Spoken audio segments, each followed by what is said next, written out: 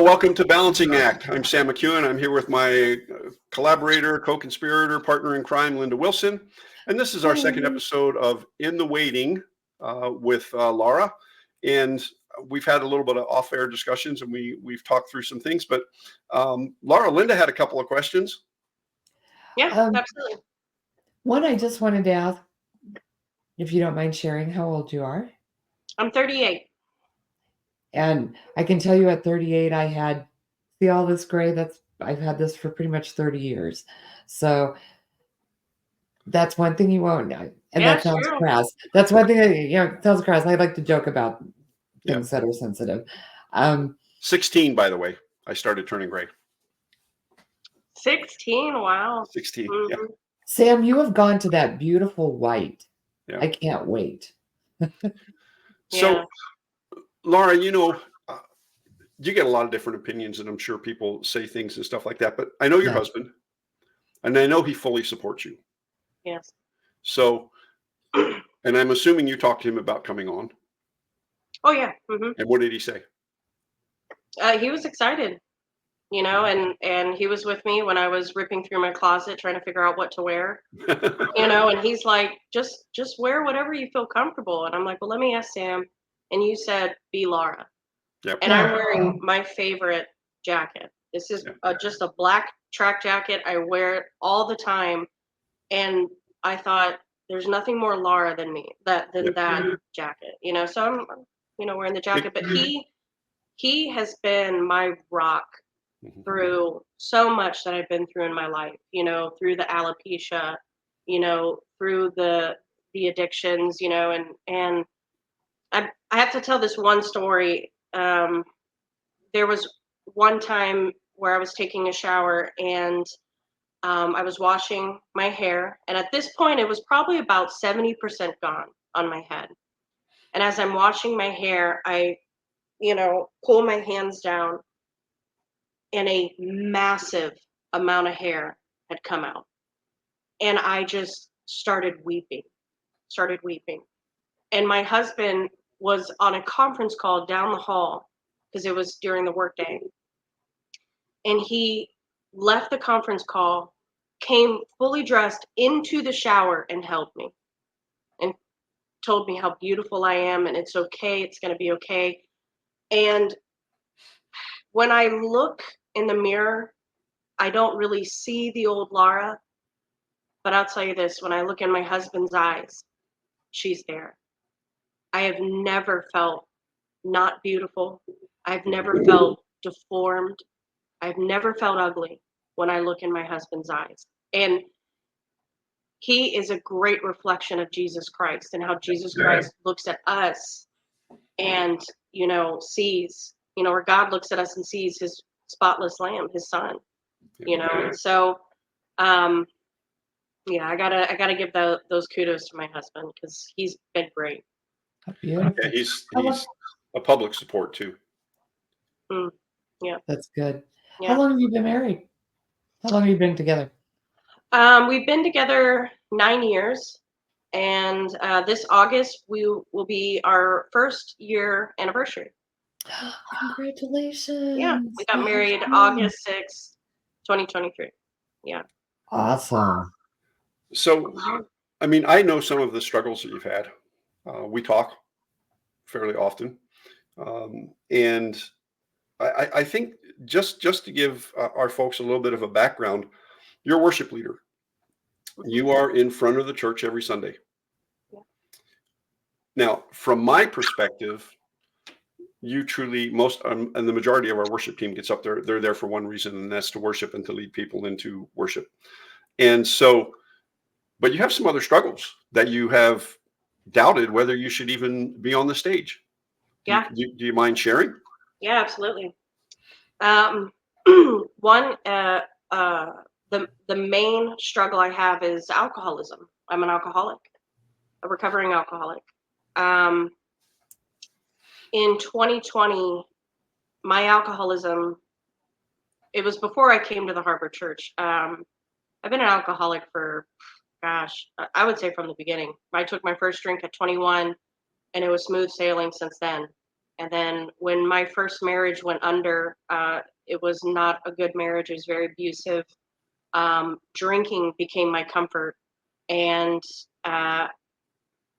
through the divorce, I felt free. I was happy. I felt like I had my life back, but I could never shake the alcoholism. And then I met my current husband, fell in love. Everything it was great, except the alcoholism. I couldn't shake it, and it would affect my life in many ways. I've lost jobs over it. I've lost friends over it. Health issues, and it was vodka that I was addicted to. In 2020, my vodka addiction got to the point where I was drinking a bottle, and that's a 750 milliliter bottle of vodka a day, and sometimes more than that. And I worked for a company that had a job site. I'm in construction. I worked for a company that had a job site in Naples, Florida. And during COVID, COVID was just creeping up. And so I would drive down to Naples and I would spend the night there about 4 or 5 days. And then I would come back on the weekends to be with my husband. And being alone in a hotel room with a vodka addiction is very dangerous. And I would go to the job site, I would work my job, and then when I would get off, I'd go to the liquor store and I'd go to the hotel and I'd sit and eat and watch TV and drink and drink and drink and drink. One night I was laying in bed and the room started shaking like an earthquake. And I'm laying there and I'm thinking, is the room shaking? And I thought, oh my gosh, yes, this is real. I'm not dreaming. I sat up in bed and I realized it's not the room, it's me. And I was having a seizure. They call it a grand mal seizure. And that is from withdrawals from your drug of choice, mine, alcohol. I was having alcohol withdrawals. And it scared me. I laid back down. I went back to bed. I woke up the next morning kind of thinking, is this real? What just happened? When I went home to Tampa, I knew I needed help or I was going to die. And the thing with my alcoholism is I'm a high functioning alcoholic, which means you probably would not know I was an alcoholic. My finances didn't suffer. My job at the time didn't suffer because I've always put my work first. I hid it from my husband. I mean, he knew I drank and he knew I'd get a little toasted, but it wasn't, I wasn't falling down the stairs or belligerent or hanging out a window or, I kept my cool. I tried my best to hide the alcoholism. My family didn't know how bad it was.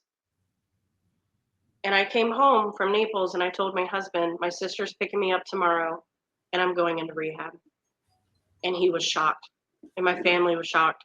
And the church at the time, they were shocked. It wasn't the Harbor, it was another church I was attending, leading worship there. And I went into rehab for about 2 months. And I came out and that was the best thing I ever could have done for myself. God led me to the Harbor Church. They have Celebrate Recovery there.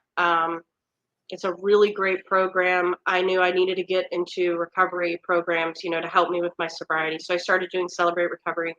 I also started leading worship there, leading worship at the church. Well, I relapsed, not with liquor. I haven't, by the grace of God, touched liquor since 2020, but it doesn't matter. If you're an alcoholic, any alcohol is bad for you.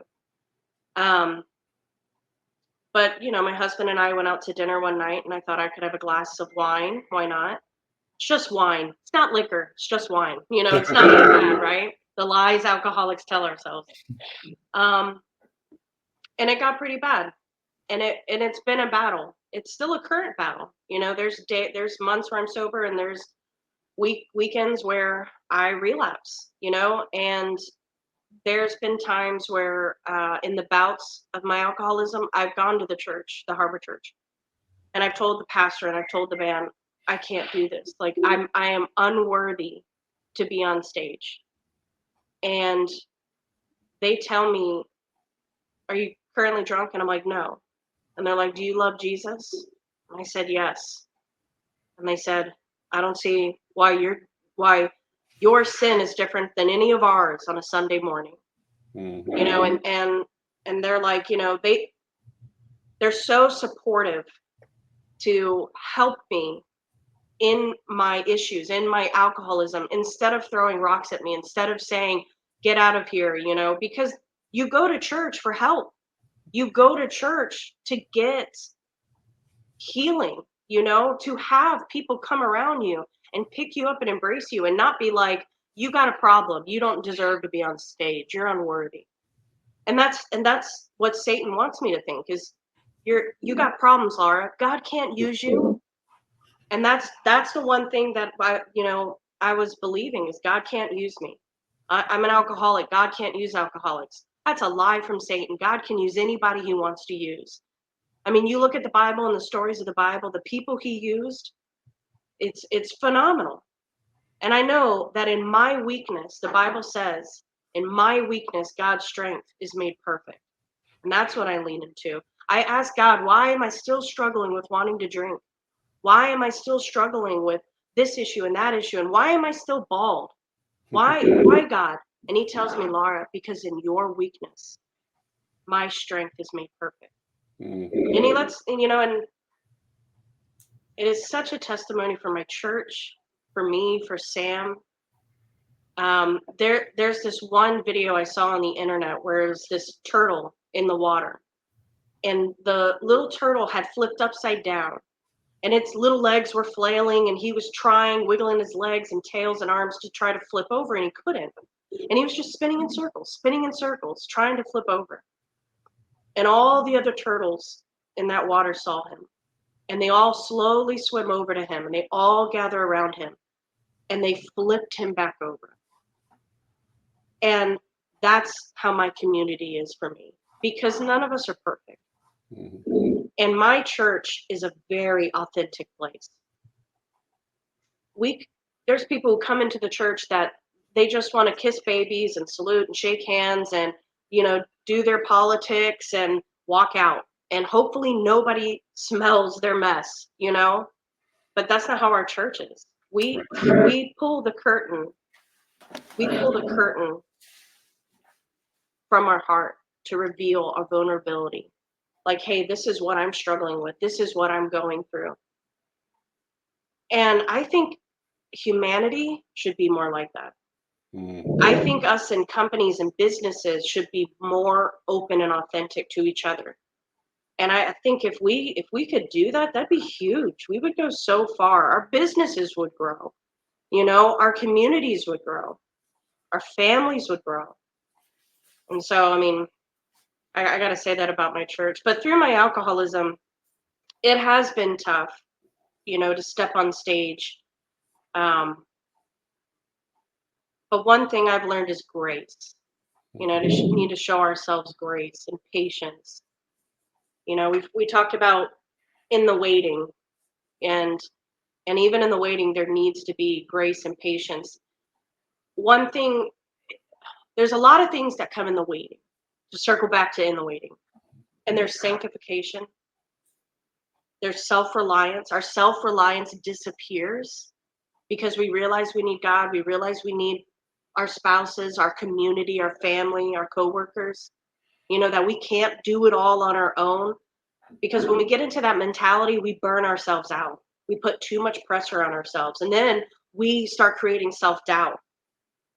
Um, and also in the waiting, we gain perspective of others, of God, and of ourselves. That is a very profound. You start talking about uh, waiting for the next phase, and you're in a huge waiting area right now. You know, with and um, and growth comes in the waiting, right? Yeah. I think that your story can touch a lot of people.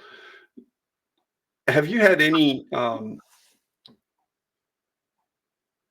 not quite sure how to word the question. Um, when it comes to So when it comes to the alopecia and the struggles and things like that you have, what would you say to, or how would you advise a young person or somebody who's beginning to deal with it? What would you tell them to do? How would you tell them to move forward? I would first tell them it gets better.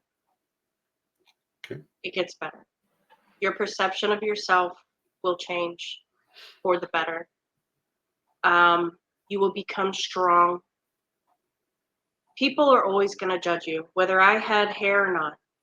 I always felt insecure of myself. Mhm. And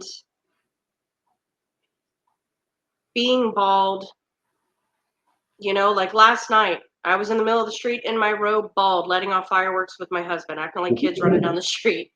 And it was fun. And we had neighbors come out. And when I first saw a neighbor, I thought, uh-oh, I got to go put my hat on. And then I thought, no, no, let them see me bald. And every one of my neighbors, there was like 10 of them out there, every one of them looked at me and smiled. And I just smiled back. That takes a while to get there.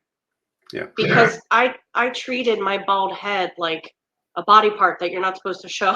It's just it's God forbid, anybody see my bald head. I was like, like hideous. And that comes in time.